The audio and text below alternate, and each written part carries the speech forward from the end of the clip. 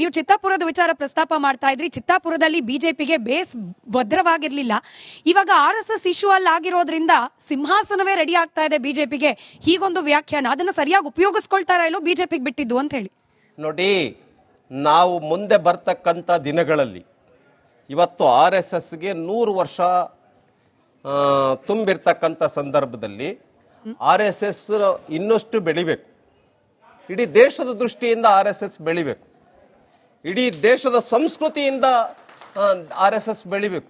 ಇದನ್ನು ಹೇಗಾದರೂ ಮಾಡಿ ಕರ್ನಾಟಕ ರಾಜ್ಯದಲ್ಲಿ ನಿರ್ಬಂಧಿಸಬೇಕು ಅನ್ನುವಂಥ ಒಂದು ದೊಡ್ಡ ಷಡ್ಯಂತ್ರವನ್ನು ಕಾಂಗ್ರೆಸ್ ಮಾಡ್ತಾ ಇದೆ.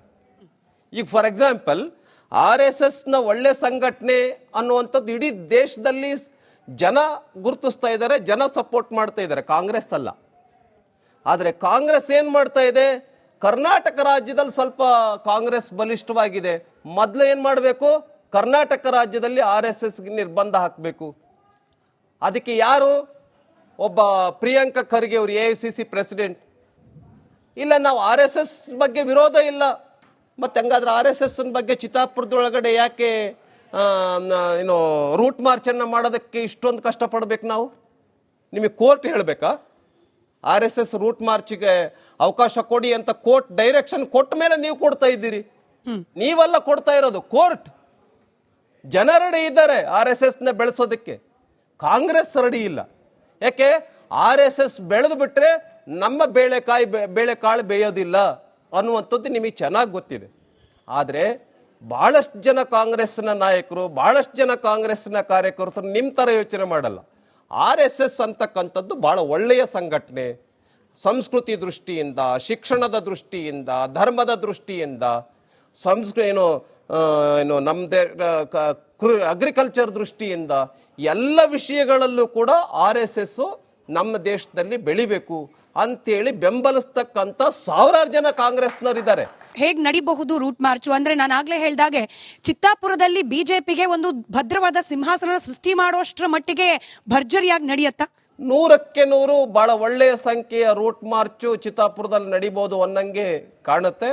ಯಾಕೆ ಅಂತ ಹೇಳಿದ್ರೆ ಇದಕ್ಕೆ ಅವಕಾಶವನ್ನು ಅವರೇ ಮಾಡಿಕೊಡ್ತಾ ಇದ್ದಾರೆ. ಈಗ ಉದಾಹರಣೆ, ಸಾವಿರಾರು ಸಂಖ್ಯೆಯಲ್ಲಿ ಚಿತ್ತಾಪುರದ ಒಳಗಡೆ ರೂಟ್ ಮಾರ್ಚ್ಗೆ ನವೆಂಬರ್ 2ನೇ ತಾರೀಕು ಸೇರ್ತಾರೆ ಕಾರ್ಯಕರ್ತರು. ಮತ್ತು RSS ಅಂತ ಹೇಳಿದ್ರೆ ಶಿಸ್ತಿಗೆ ಮತ್ತೊಂದು ಹೆಸರು, ನಿಸ್ವಾರ್ಥಕ್ಕೆ ಮತ್ತೊಂದು ಹೆಸರು. RSS ಅಂತ ಹೇಳಿದ್ರೆ ರೆಡಿ ಫಾರ್ ಸೆಲ್ಫ್ಲೆಸ್ ಸರ್ವಿಸ್. ಹಾಗಾಗಿ RSS ರೂಟ್ ಮಾರ್ಚ್ ಎಲ್ಲಿ ನಡೆಯುತ್ತೆ, ಜನ ಸ್ವಾಗತವನ್ನ ಮಾಡ್ತಾರೆ, ಹೂಗಳನ್ನು ಕೈಯಲ್ಲಿ ಹಿಡಿದ್ಬಿಟ್ಟು ನಮ್ಮ ಧರ್ಮ ಧ್ವಜ ಕೇಸರಿ ಬಾವುಟಕ್ಕೆ ಪುಷ್ಪಾರ್ಚನೆ ಮಾಡೋದಕ್ಕೂ ಕೂಡ ಚಿತ್ತಾಪುರದಲ್ಲಿ ಜನ ಸಿದ್ಧ ಮಾಡ್ಕೊಳ್ತಾ ಇದ್ದಾರೆ.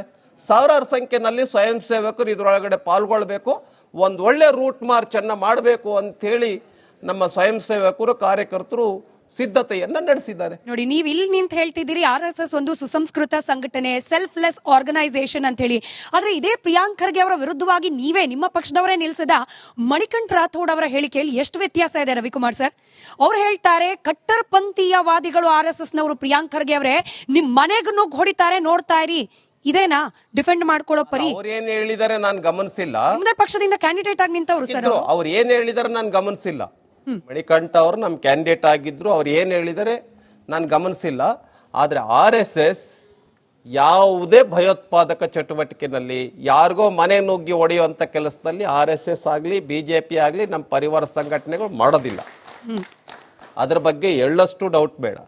RSS ಏನೇನು ಚಟುವಟಿಕೆ ಮಾಡ್ತಾ ಇದೆ, ಶಾಖೆ ಅಂತ ಅಂದ್ರೆ ಏನು, ಶಾಖೆ ಹೊರತಾಗ್ಬಿಟ್ಟು ಸಮಾಜದಲ್ಲಿ ಸ್ವಯಂ ಸೇವಕರು ಏನೇನು ಮಾಡ್ತಾರೆ, ಶಾಲಾ ಕಾಲೇಜುಗಳನ್ನು ನಡೆಸ್ತಾರೆ, ಯೂನಿವರ್ಸಿಟಿಯನ್ನು ನಡೆಸ್ತಾರೆ, ಆಮೇಲೆ ಗೋರಕ್ಷಣೆ ಸಲುವಾಗಿ ಗೋಶಾಲೆಗಳನ್ನು ನಡೆಸ್ತಾರೆ, ಅದೇ ಥರ ದೇವಸ್ಥಾನಗಳಲ್ಲಿ ಕೆಲಸ ಮಾಡ್ತಾರೆ. ಈ ಥರ 108 ರೀತಿ ಕೆಲಸ ಮಾಡ್ತಾರೆ. ನಮ್ಮ ಸಂಘದಿಂದ ಬೆಳೆದು ಬಂದಿರತಕ್ಕಂಥ 2 ಪ್ರಧಾನಮಂತ್ರಿಗಳು, ಒಂದು ಅಟಲ್ ಬಿಹಾರಿ ವಾಜಪೇಯಿ ಮತ್ತು ನಮ್ಮ ನರೇಂದ್ರ ಮೋದಿಜಿಯವರು, ಇಡೀ ವಿಶ್ವವೇ ಇಡೀ ವಿಶ್ವನೇ ಗೌರವ ಕೊಡಬೇಕು ಅಂತ ಪ್ರಧಾನಮಂತ್ರಿಗಳು ನಮ್ಮ RSS ಕೊಟ್ಟಿರ್ತಕ್ಕಂಥದ್ದು. ಸರ್, ನಾನು ಇನ್ ಬಿಟ್ವೀನ್ ಪ್ರಶ್ನೆ ಕೇಳ್ತಿದ್ದೀನಿ, ಔಟ್ ಆಫ್ ದ ಬಾಕ್ಸ್ ಅನ್ನಿಸಬಹುದು, ಆದ್ರೆ ನೀವು ಗೋರಕ್ಷಣೆ ಬಗ್ಗೆ ಮಾತನಾಡ್ತಿದ್ರಿ, ಮೋದಿ ಅವರ ಹೆಸರು ಪ್ರಸ್ತಾಪ ಮಾಡಿದ್ರಿ, ಹಾಗಾಗಿ ಪ್ರಶ್ನೆ ಕೇಳ್ತಿದ್ದೀನಿ. ಮೊನ್ನೆ ಆದ GST ಪರಿಷ್ಕರಣೆಯಲ್ಲಿ ಗೋಮಾಂಸ ವ್ಯಾಪಾರಕ್ಕೆ ಸಂಬಂಧಪಟ್ಟಂತೆ 0% GST ತಂದಿರೋದು ಅದೇ ಮೋದಿ ನೇತೃತ್ವದ ಸರ್ಕಾರ. ಕಾಂಗ್ರೆಸ್ನವ್ರು ಪ್ರಶ್ನೆ ಮಾಡ್ತಿದ್ದಾರೆ, ಒಂದ್ ಕಡೆ ಗೋಮಾತೆ ರಕ್ಷಣೆ ಅಂತ ಹೇಳಿ RSS ಹೇಳುತ್ತೆ, ಮತ್ತೊಂದ್ ಕಡೆಯಲ್ಲಿ ಗೋಮಾತೆಯ ಮಾಂಸವನ್ನ ಮಾರಾಟ ಮಾಡ್ಲಿಕ್ಕೆ GST ಶೂನ್ಯ ಮಾಡ್ತಾರೆ ಅಂತ. ಕಾಂಗ್ರೆಸ್ ಹೇಗೆ ಸುಳ್ಳು ಹೇಳುತ್ತೆ ಅನ್ನೋದಕ್ಕೆ ಇದು ಒಂದು ಕಾರಣ, ಇದು ಒಂದು ಪಾಯಿಂಟ್. ಬೀಫ್ ಎಕ್ಸ್ಪೋರ್ಟ್ ನಿಂತಿಲ್ಲ ಸರ್, ಬ್ಯಾನ್ ಆಗಿಲ್ಲ. ನಾನು ಒಪ್ಕೊಂಡೆ. ಈಗ ಉದಾಹರಣೆಗೆ ಈ ವಿಷಯನ ಎಕ್ಸ್ಪೋರ್ಟ್ ಮಾಡ್ತಾ ಇದೆ, ಅದರಲ್ಲಿ ಲಾಭ ಪಡಿತಾ ಇದೆ. BJP ಬಂದ ತಕ್ಷಣ ಗೋಮಾಂಸ ರಫ್ತಾಗ್ತಕ್ಕಂಥದ್ದನ್ನು ನಿಲ್ಲಿಸ್ಬೇಕಾಗಿತ್ತಲ್ಲ ಅನ್ನುವಂಥದ್ದೇನೇ ಹೇಳ್ತಾ ಇದ್ದಾರೆ. BJP ಸರ್ಕಾರದಲ್ಲಿ ಗೋವುಗಳಿಗೆ ನಾವು ರಕ್ಷಣೆ ಕೊಡ್ತಕ್ಕಂಥ ಕೆಲಸವನ್ನು ನಾವು ಮಾಡ್ತಾ ಇದ್ದೀವಿ. ಆದರೆ ನೀವೇನು ಮಾಡ್ತಾ ಇದ್ದೀರಿ ಅಂತ ಹೇಳಿದ್ರೆ, ಆಯಿತು ನೀವು ಮಾಡಿದ್ರಲ್ಲ, ನೀವು ಮಾಡ್ತಾ ಇಲ್ವಾ ಅಂತ ನಮ್ಮನ್ನು ಪ್ರಶ್ನೆ. ನಾವು ಮಾಡ್ತಾ ಇಲ್ಲ. ಅದ್ರ ಬಗ್ಗೆ ನರೇಂದ್ರ ಮೋದಿಜಿ ಸರ್ಕಾರ, ನಮ್ಮ ಕೇಂದ್ರ ಸರ್ಕಾರ ಕ್ರಮವನ್ನು ತೆಗೆದುಕೊಂಡಿದೆ. ಎರಡನೇದು, ನೀವೇನು ಮಾಡಿದ್ರಿ? ಗೋ ಹತ್ಯೆ ನಿಷೇಧ ಕಾನೂನನ್ನು ನಾವು ತೆಗೆದುಕೊಂಡು ಬಂದರೆ ಅದನ್ನು ರದ್ದು ಮಾಡ್ತಕ್ಕಂಥ ಕೆಲಸವನ್ನು ನೀವು ಮಾಡಿದ್ರಿ. ಗೋ ಹತ್ಯೆಗಳು ನಿಲ್ಬಾರ್ದ? ಗೋ ಹತ್ಯೆ ಆಗಬಾರ್ದು. ಅದನ್ನ ನೀವೇನು ಮಾಡಿದ್ರಿ? ಗೋವು ಕಳ್ಳರಿಗೆ ನೀವು ಸಹಾಯ ಮಾಡಿದ್ರಿ. ಸರಿ, ಗೋವುಗಳನ್ನು ಕದ್ಕೊಂಡು ಹೋಗ್ತಕ್ಕಂಥವ್ರಿಗೆ, ಗೋವುಗಳನ್ನು ಹತ್ಯೆ ಮಾಡ್ತಕ್ಕಂಥವ್ರ ಮೇಲೆ ಇದ್ದಂಥ ಕೇಸುಗಳನ್ನು ತೆಗೆದಾಕೋ ಕೆಲಸವನ್ನು ನೀವು ಮಾಡಿದ್ರಿ. ಇದು ನಾಚಿಕೆಗೇಡಿ ಕೆಲಸ ಅಲ್ಲ. RSSನ ಕಚೇರಿಗೆ ಗೂಂಡಾಗಳು ನುಗ್ತಾರೆ. ಬೆಂಗಳೂರಿನ ಕೇಶವ ಕೃಪಾಗೆ ಹೋಗ್ತಾರೆ, ಹುಬ್ಬಳ್ಳಿಯ ನಮ್ಮ RSS ಕಚೇರಿಗೆ ಇದು ಮಾಡ್ತಾರೆ. ಇಲ್ಲಿ ದಂಡ ಹಿಡಿದು ರೂಟ್ ಮಾರ್ಚ್ ಅವ್ರು ಗೂಂಡಾಗಳ ಥರ ಕಾಣ್ತಾರ, ಅಥವಾ RSSನ ಕಚೇರಿಗೆ ನುಗ್ದಂಥವ್ರು ಗೂಂಡ ಥರ ಕಾಣ್ತಾರ? ನೋಡಿ, ಈಗ RSS ಲಾಠಿಯನ್ನು ಇಟ್ಕೊಂಡು ಯಾಕೆ ರೂಟ್ ಮಾರ್ಚ್ ಮಾಡ್ತಾ ಇದೆ? ನಮ್ಮ ರೂಟ್ ಮಾರ್ಚ್ ಅಂತ ಹೇಳಿದರೆ ಒಂದು ಟೋಪಿ ಹಾಕಬೇಕು, ಕಪ್ಪು ಟೋಪಿ, ಕಪ್ಪು ಶೂ ಅನ್ನು ಹಾಕ್ಕೊಳ್ಬೇಕು, ಬಿಳಿ ಶರ್ಟು ಮತ್ತು ಖಾಕಿ ಪ್ಯಾಂಟ್, ಜೊತೆಯಲ್ಲಿ ಕೈಯಲ್ಲಿ ಲಾಠಿ ಅಂತ ಹೇಳಿದ್ರೆ ಭಯನಾ? ಈಗ ಹಂಗಾದ್ರೆ ಪೊಲೀಸರು ಲಾಠಿ ಇಟ್ಕೊಂಡಿದ್ದಾರಲ್ಲ, ಪೊಲೀಸರು ಲಾಠಿ ಇಟ್ಕೋಬೋದಾ? ಪೊಲೀಸರು ಲಾಠಿ ಇಟ್ಕೊಂಡ್ರೆ ಭಯ ಅಲ್ಲ, ನಾವು ಲಾಠಿ ಇಟ್ಕೊಂಡ್ರೆ ಭಯನಾ? ಪೊಲೀಸರು ಪಿಸ್ತೂಲ್ ಇಟ್ಕೊಂಡ್ರೆ ಭಯ ಅಲ್ಲ. ಪೊಲೀಸರಿಗೆ ಸಮಾಜ ಕಾಯೋ ಜವಾಬ್ದಾರಿ ಇದೆ ಸರ್, ಬೈ ಕಾನ್ಸ್ಟಿಟ್ಯೂಷನ್. RSS ಗ ಜವಾಬ್ದಾರಿ ಕೊಟ್ಟವ್ರು ಯಾರು? ಸಮಾಜ ಕಾಯಕ್ಕೆ RSS ಗಿರೋ. ನನ್ನ ಪ್ರಶ್ನೆ ಅಲ್ಲ ಇದು, ಕಾಂಗ್ರೆಸ್ನವರೇ ಕೇಳೋದು. RSS ಹೆಗಲಿಗೆ ಜವಾಬ್ದಾರಿಯನ್ನ ಕೊಟ್ಟಿರೋದು ಯಾವ ಸಂವಿಧಾನ? ದೇಶ ರಕ್ಷಣೆಯದು. ನಮ್ಮ ಆರ್ಮಿ ಏನ್ ಮಾಡುತ್ತೆ ಅಂತ ಹೇಳಿದ್ರೆ, ಶತ್ರುಗಳು ಒಳಗಡೆ ಬರಬಾರ್ದು ಅಂತ ಹೇಳಿ ಆರ್ಮಿ ದೇಶ ಕಾಯೋ ಕೆಲಸವನ್ನ ಮಾಡುತ್ತೆ.